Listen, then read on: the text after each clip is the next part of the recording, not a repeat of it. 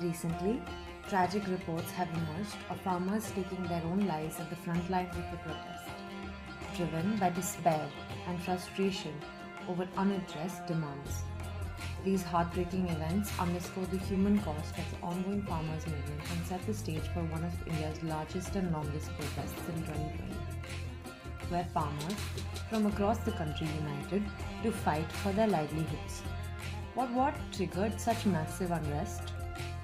At the heart of the protest were three farm laws introduced by the government, presented as reforms to deregulate the agricultural market and provide farmers with more freedom to sell their produce outside state-regulated mandis. Many farmers saw these laws as a threat to their protections. They feared losing the safety net of regulated markets, leaving them vulnerable to exploitation by powerful corporations. For decades, India's farming economy has relied on a minimum support price or MSP, where the government guarantees a minimum rate for key crops, ensuring farmers are protected from volatile market prices. Farmers believed these laws would weaken this critical safety net, leaving them at the mercy of powerful buyers.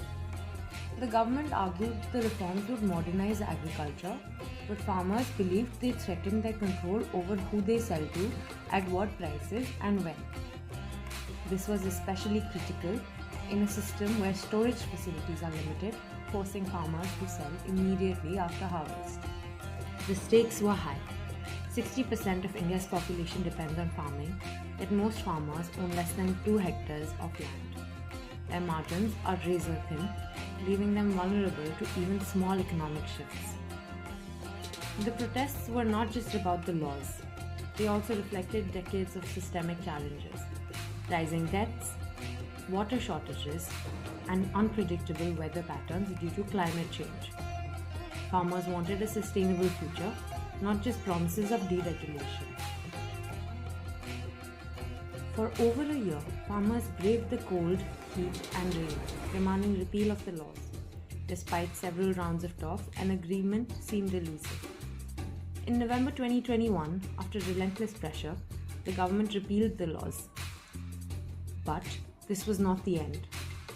Divisions within the farmer community became increasingly visible. Farmers from Punjab and Haryana, with robust networks and significant political influence, led the protests.